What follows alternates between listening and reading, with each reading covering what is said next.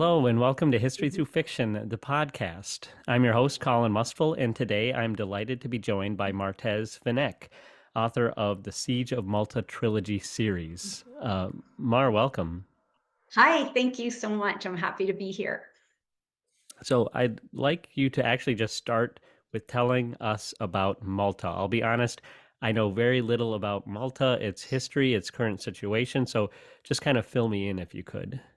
For sure. And it's funny you say that because growing up, as the only Maltese kid in my my school, kids were always like, "That's not a real country. You made that up." So it's a tiny, tiny island in the Mediterranean Sea. It's north of Africa, south of Italy. So historically, it was a beautiful strategic location, like a stepping stone from Africa and Asia to Europe. Again, it's a tiny island. I believe it's only about it's less than 100 square miles. I mean, it's 100 square kilometers. So I think that's in miles, maybe 60 square miles. So it really is just like a little pebble floating out in the sea. Um, its history is so rich and deep and beautiful. There are temples and freestanding structures in Malta that predate the pyramids of Egypt. So they are the oldest freestanding structures in the world. The Phoenicians have been through there. Almost every single culture you can imagine has at some point been through there, occupied. So our language, our culture, it's almost like a mix of other cultures. There's a little bit of Arabic, there's Italian, there's Spanish, because at one point the Aragonese of Spain had occupied Malta. So it is a living museum, and you see remnants of the past everywhere you go in Malta. It is truly like stepping into a museum, but it's an entire country that's a museum. So it is a fascinating place, and the history is it's so encompassing.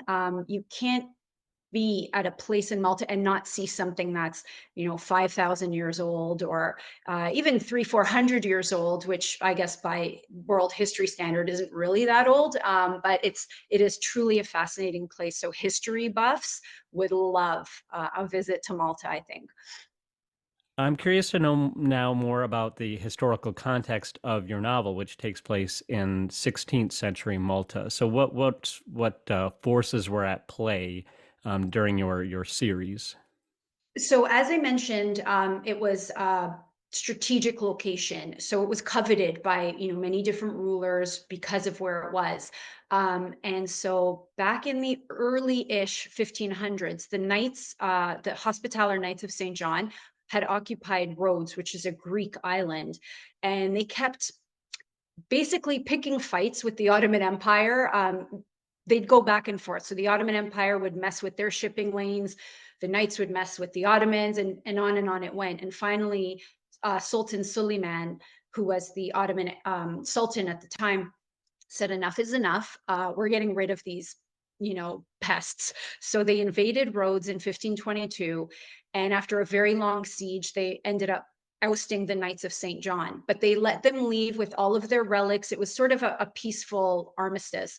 They let them leave and with their lives, with their relics, under the condition that they never again trouble the realm of the Ottomans. Knights said, okay, no problem. They left.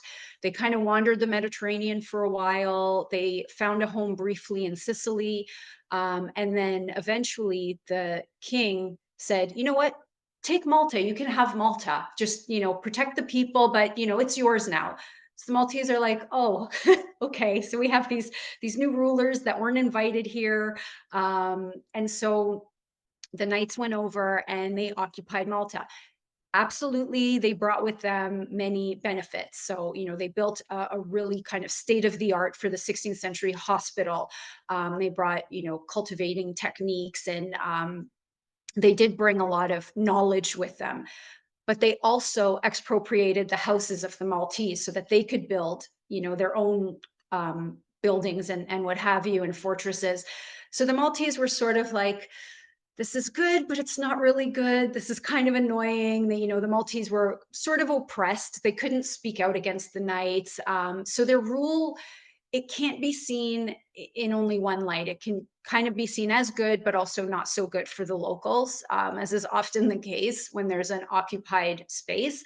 And now fast forward to 1530. So the knights have this new home, and they don't make good on their promise to the Ottoman sultans. They start messing with them again. So you have, the Ottoman ships and the Maltese, or sorry, the not the Maltese, the Knights of St. John are again harrying the shipping lanes, and they're going back and forth.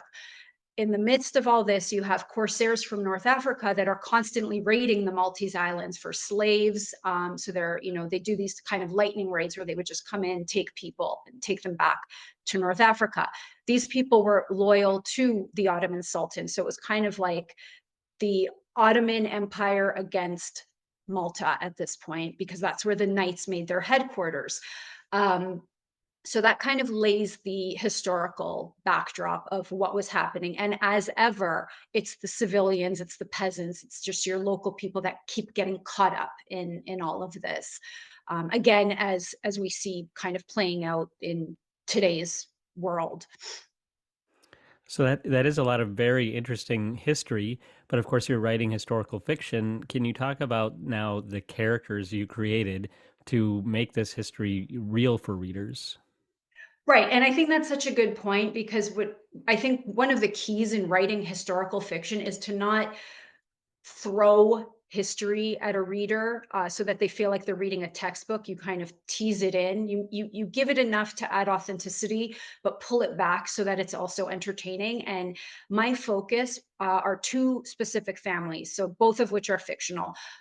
One is a Maltese peasant family, so it's headed by a man named Augustine Montesa, who he's not a knight, but he was living in Rhodes at the time of the Knights' rule, and he became loyal to the Knights. So he offered himself as a soldier in service of the Knights, because in order to become a knight, you needed to have pedigree and noble lineage in all four lines going back like 2 centuries, which this man did not have. But they accepted him as a soldier. So he sailed with them to Malta. There he met a woman. They fell in love, and they had two children, Dominicus and Katrina. And that is the family that are our eyes and ears inside Malta. So as all of these things are unfolding and all of these things are happening, we're experiencing it from their perspective. And then in Istanbul, I have another family that's headed by a wealthy but brutal horse breeder. Um, we have his wives, so he has two wives and their children. And so the incidents that take place in Istanbul are very much framed from their lens. And then there is a link between these two families that's unbeknownst to majority of them, and they end up actually colliding as the novels progress. And so it brings the East and West together, both in war but also through familial connections. You have some very engaging sort of scene telling and scenes of battle, scenes of going in a ship across the sea. And tell me about how you were able to kind of develop those scenes and make them so engaging for readers. So I find the research process is probably one of my favorite aspects of writing historical fiction. And I reading from a text isn't enough for me. It needs to be immersive. So beyond just kind of reading about what the experience was like, I did quite a bit of traveling. And the beauty of historical fiction is that a lot of the settings actually exist. Whereas, like with fantasy, sci-fi, you're world building, you're creating places that we can't actually visit. I mean, New Zealand being the exception because it's Middle Earth, but with historical fiction, all the sites I'm writing about are real. So I was able to go and visit, and really just be a part of the paces, the scents, the smells, kind of take it all in. And so in order to write effective scenes, especially the brutal ones, not to say I tried being an ore slave or anything like that. But there was one incident where I said, okay, a lot of these battles took place in the summer.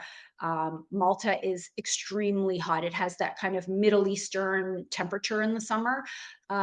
So I said, I'm gonna go stand on one of the battlements, and I am going to see what it feels like just to be in this summer heat on what is essentially a stone oven. And I'm going to write notes as I stand here and just kind of take everything in, and I'm going to write, what am I feeling? Like the sweat that's rolling down my leg, the parched feeling I have in my mouth, my desire to get off this wall. And I ended up standing there for probably about 2 hours, and I was just drenched in sweat. And I forgot to bring water with me. And so I was so beyond dehydrated. Okay, it's time to go. I've got my notes. And that night, I came down with a horrible bout of sun heat stroke, and I thought I was going to die. My insides were in knots. I was throwing up. I was like, if the scene is good, it'll be worth it. So, um, beyond, like I said, beyond just kind of reading or consulting with historians or watching documentaries, I kind of put myself in it because I want to write from a place of empathy. And while I was on this wall sweating, I was wearing like a summer dress. The knights and the peasants that were fighting, they were wearing 50 pounds of armor. And they didn't have the luxury of saying, all right, I'm done, I'm gonna go find some shade and a nice cool drink. They were stuck there all day for 4 months on end. And so I do believe that those experiences really helped me to write effectively about them. I also learned archery. Katrina, my main female protagonist, she has this desire to become an archer, which is unusual for a young woman in 16th century Malta, in 16th century anywhere really.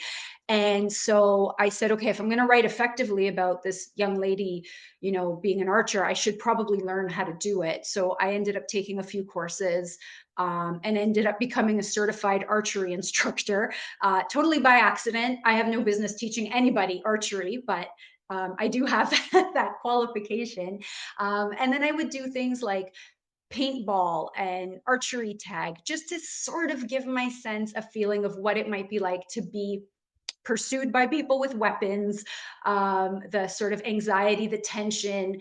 Granted, none of it is real, it's all make believe, but it still put me in that mindset of, okay, I need to kill that person in order to win. And so that I found really informed my ability to write those types of scenes, those intense types of scenes. You're setting the bar pretty high for other authors.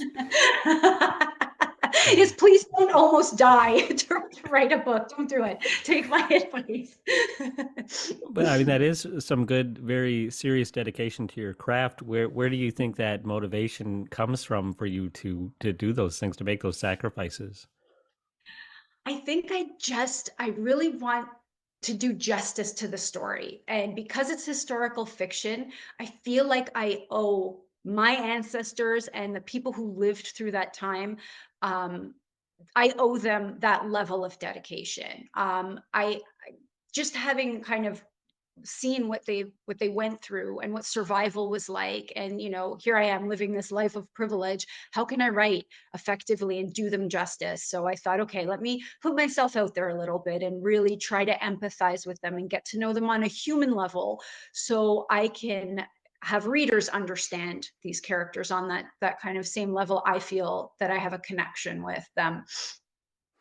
When you say they're your ancestors, and I don't think we've talked about this yet, can you tell us about your connection to Malta? Absolutely. So both of my parents are from Malta. Um, they both came to Canada separately, and they met in Canada in Toronto. My father is and has been the organist at a local Maltese church for like over 60 years now. And when my mother came to came to Canada, she was really lonely. She didn't know anybody. She was only 16 years old when she left her home country to kind of seek her fortune in Canada. So she went to the local church and asked the priest, is there a way I can meet some other young people? I'm really lonely. And he said, yeah, join the choir. And so my dad being the organist, my mom joined the choir, and then they met, and then they hit it off. And lo and behold, 60 years later, they're still married. They had 5 kids, and I am the last of the 5. Um, but from a very young age, we would travel back and forth to Malta. So I feel like I grew up with sort of one foot planted in each country. So in my younger years, I spent more time in Malta, like in the summer, than I did at home in Canada. I learned Maltese before English, which made for some interesting experiences in like elementary school when I was mixing the two languages, and teachers were like, "What are you saying?" So I definitely spent a lot of time, got close to the culture, close to the history. I have really dear friends that still live there, a lot of family, cousins, aunts, and uncles. So it definitely feels like a second home. And when I'm there, it actually feels like home, home. And it was on a trip when I was 20 and I was just about to start college. And I went there, and a friend had suggested, because like normally when we would go there, it's like the beach and partying and what have you. But a friend of mine from the Netherlands said, let's go check out this thing called the Malta Experience, which is this audiovisual documentary. I said, okay, let's do it. And when I went and I'm watching this, the 7,000-year history of Malta kind of play out on the screen, and they reached the Great Siege of Malta of 1565, I was so blown away. Um, I'd heard stories about it, of course. It's sort of weaved into the fabric of our existence. Like every Maltese person knows of the Great Siege. But the way that it was presented, it was so intricate, the details, and it felt so visceral. And I said to myself, how has no one ever told the story in a way that's beyond a documentary? Like there's never been a movie about it. I've never come across like a novel about it. And then in that moment, I said, I'm going to do it. I'm going to write the book about it. And initially, I set out to write just the one book, but as I'm researching and unpacking and finding, oh, but this happened and this happened, oh my God, this is so cool, and all of these things led to this one big siege, this is going to take more than one book. So I said, okay, I'll just write two turned to three, and that's how I ended up with this massive trilogy, because there was just too much to tell in one novel. And I also thought, I really want to flesh these characters out. I want them to have proper arcs. I don't want them to feel one note, where they start is where they finish. I really kind of want to develop them, and it took 3 books to achieve all of those things. Well, as I mentioned, you do such a great job of bringing all this history to life. But as we talked about before the interview, you also sent me Eight Pointed Cross on Audible, and that has even more depth to it, and it feels even more real because your narrator, Simon Hester, does such a wonderful job. Can you talk about getting the book on Audible and working with a narrator, and what readers can expect from the audiobooks? Absolutely. He is a gem to work with. His voice was exactly what I envisioned. I had always dreamt of having an audio version of my novel, just to hear it come to life. And so people would say, "Oh, are you going to narrate it?" I said, "Not a snowflake's chance in hell. I would not have the voice to narrate this rich story." And so I had gone through ACX, which is a platform database where you can um, uh, listen to narrators, hear samples of their work, and then reach out to them and say, would you possibly be interested in reading my novel as an audiobook? And the beautiful thing about that database is you can really specify the type of voice you're looking for. So in my mind, I wanted Sean Bean to narrate my novel. I wanted Ned Stark's voice attached to my novel. So I looked up British male, mid-aged, with a Yorkshire accent, and lo and behold, I found Simon, and we've now worked together on all 3 novels. And he's such a pleasure to work with. He's so dedicated to his craft. Um, Basically the way that it worked was he would narrate a chunk of chapters, and then he would send me the audio file and say, okay, cross-reference this with your manuscript or your novel, and let me know if I've made any mistakes, and absolutely let me know about pronunciation, because there's certain names and terms in Maltese that are not phonetic, they're not the easiest to pronounce. So we'd go back and forth like this until the entire project was complete. And I honestly couldn't be happier with the audiobook, and the way that he narrates it. His voice is just perfect for the telling of these stories. Can you talk about the publication process for you? Where did you start? Were you querying and trying to be traditionally published and finding an agent, or did you just know right away what you wanted to do with it, like, and what did you learn throughout the process to where you are now? So I learned that the process sucks. I hate the process. That being said, initially, so I had maybe written the first 30 or 40 pages, and I was in my very early 20s. So of course, delusions of grandeur. I'm going to be, this best-selling author. I'm going to make all this money, blah blah blah. And I had started sending out queries, and this one agency right out the gate loved it, and signed me. And I thought, oh my goodness, this is unheard of. Like, I got an agent that easy. Well, there's a reason it was that easy. It was not a very good agent, and the relationship did not work out. Um, and so, okay, fine. I'm going to go it alone. And so I continued working on my novel, got it to a place where I felt, okay, it's complete, it's ready to submit. So I was querying agents and querying publishers at the same time, um, and getting really good feedback. And then one publisher, a small Canadian publisher, really loved it. And I thought, oh my God, it's going to happen.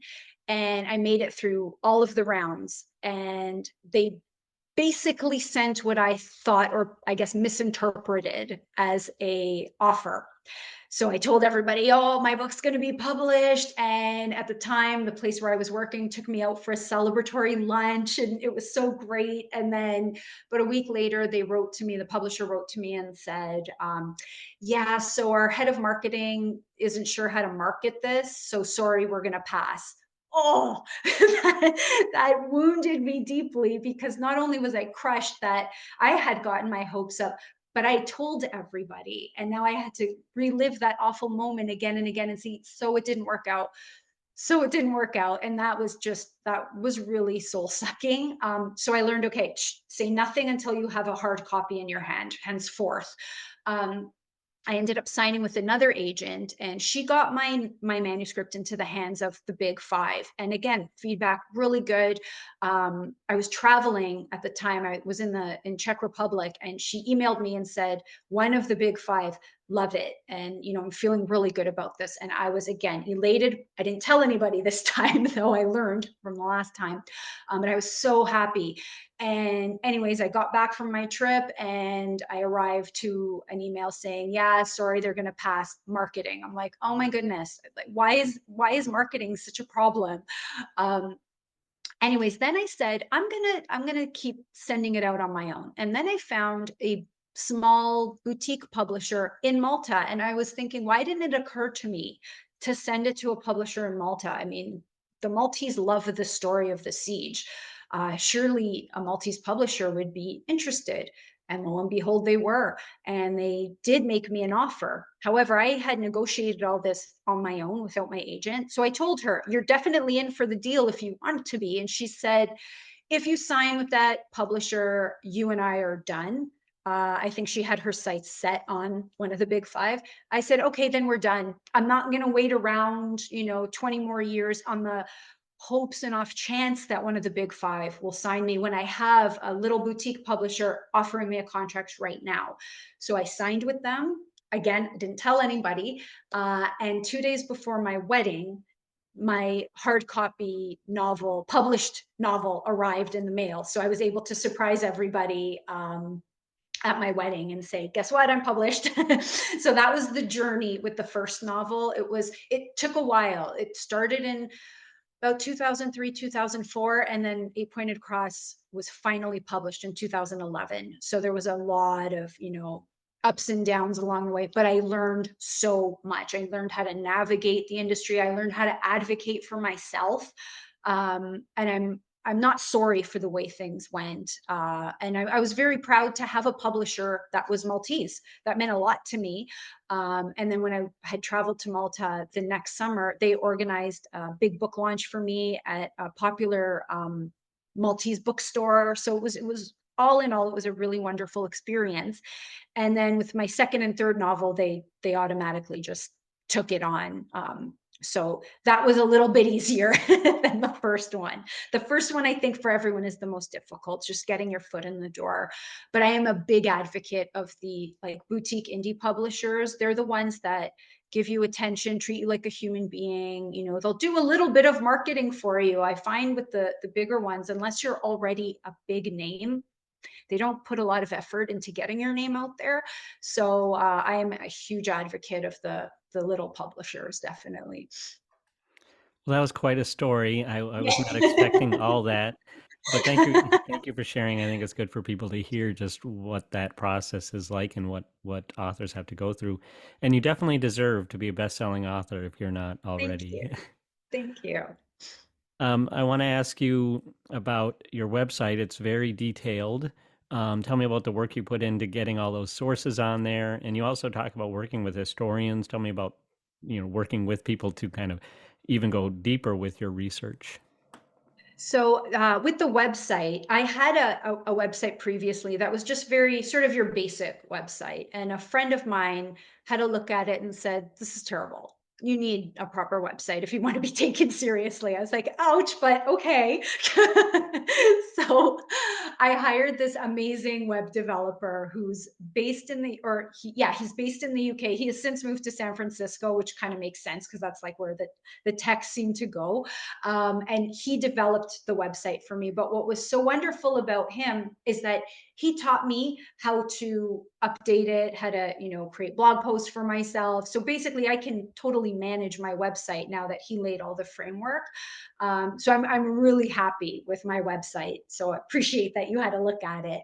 Um, and then as far as historians, I have just found people love to talk about the things they know about. So, if I just looked up a person whose specialty was, 16th century warfare or what have you, and I'd send them an email, they were so forthcoming. Like people would just gush about their area of expertise and very willing to point me towards resources or just photocopy them and send them to me. I found people extraordinarily helpful in that regard. And in one situation, this beautiful novelist, his name is David Ball, also a historical fiction writer.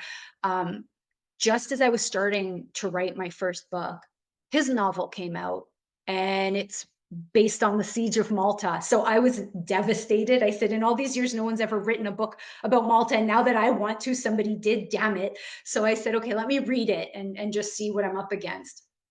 I ordered it, I read it, and then I cried for 3 days because it was like every word was poetry. And I said, never in a million years will I measure up to this author, not in my wildest dreams. So I wrote him an email saying that thank you for crushing my dreams. I am so heartbroken because you're probably the best writer in the world and you just wrote the story that I've been wanting to tell. Um, he wrote me back the most encouraging, lovely email. And we then developed such a friendship. And he was so kind to send me his entire research package that he paid for when he was writing his novel. But he said, here, you have it, use it, for whatever you need it for. And one day, if a disgruntled writer comes to you asking for help, you help them. And the information that he provided me, we're talking hundreds of pages of like authentic research, was top notch. And it helped me so much in kind of weeding out things that I didn't need to know versus the things that were really important to know. And it saved me so much time in trying to figure that out. Um, so he was extraordinarily helpful. And then just kind of reaching out to professors and locals. When I was in Malta one year, I wandered into a church that's in the town of Birgu, which is where the majority of the Malta scenes are set in my novel. And it was the Knights Church when they occupied Malta. And there was a custodian there, and we just kind of started talking. Well, he turned out to also be a historian, and he just shared so much with me in that brief encounter. So again, as I said, I find when people are passionate about something or know a lot about something, they're just so generous and they really want to share. And I love that. I just think that's such a testament to people's ability to be kind and helpful when they want to be. I read that, and I'm kind of afraid to ask now, based on some of the stories you've already told, that your series is being adapted to TV. Is that how's that going, and how did that develop? So, for years, kind of like wishing my novels would become an audiobook, I held the same wish for becoming a movie or a television show. In fact, when I was younger and I used to jog, I would imagine what my acceptance speech at the Academy Awards would be for Best Adapted Screenplay. um, but anyway, so this never happened, and despite the fact that Malta has a booming film industry and so many films and shows are being shot in Malta, especially lately. Like, oh, can a director just go into a bookstore, pick up my novel, and say, "Yes, I'm going to make this"? And that didn't happen. So during COVID, I had a little bit of idle time on my hands, kind of during the lockdown, and I thought, you know what? I wrote the novels. Clearly, I'm capable. Why don't I just adapt them and see what happens? And it was so serendipitous because an email arrived like within that time frame, and it was, are you an author looking to adapt your novels? It's like, whoa, okay, this is meant to be. And it was a course that teaches authors how to adapt their own work. So I said, okay, I'm going to do this. So I took this course and I decided, okay, instead of turning it into a movie, I think I'm going to go for a television show because TV allows you to really flesh out the characters and the actual story, whereas movies, it's kind of like action, action, action, action, action, done, right? There's not a lot of room for development, especially the length of my novels can be daunting. So I thought, okay, television show. So I wrote a pilot episode based on my first novel. Probably it covers about the first six chapters of the first novel, and kind of like with that author that I had mentioned, I started, emailing people in the industry, sharing what I've done, and I reached out to an executive producer, and he said, "Yeah, this sounds amazing. Send me the script." So I did, and he loved the script. And so he said, "Okay, I'm attach me as your executive producer, and we're going to see if we can get this done." So I've been working with him pretty closely, and he's quite well connected in the Hollywood scene. And so he has my pilot script in the hands of executives who can make a decision to make this happen. The writer strike and the actor strike did kind of put a halt on development, but now that all of those have resolved, we're kind of back in business and getting it out there. So that's where we're at right now. It is technically in development, which doesn't mean a whole lot. It just means, people are reading it. It could happen. So nothing definitive, but it has won awards. So I'm thinking it's decently written, and hopefully it captures the imagination and attention of the right people. And we can all come together and make it happen. That's great. Congratulations. Thank you. Thank you. So, what are you working on now? So now I took a little bit of a break. I took about a year off, apart from the script, as far as like novel writing. But I'm getting that itch again, and so I'm thinking I'm going to start work on a prequel to the siege. So the prequel would cover the big siege of Rhodes that I had kind of described right at the beginning of our talk, and it would be framed from the lens of Augustine, but in his younger years. Because when we meet him in Eight Pointed Cross, he's already in his 40s, but this would we would meet him much younger. So I'm thinking, that's probably my next big novel writing project. And then when that's done, I might springboard over the trilogy and then pick the story up in the aftermath of the trilogy. Because then there was the Battle of Lepanto in, I think, 1571, if I'm correct. And so I would do that one. Then I may just take a break from historical fiction, depending, of course, on what happens with the show. Because if the show gets picked up, I'll be locked in for a little while with that. But I'm thinking about maybe writing a dystopia or something, because I love the genre. It's one of my favorite to read and my favorite to watch. So I may try my hand at that, but we're talking like 10 years down the line. So I'm not sure.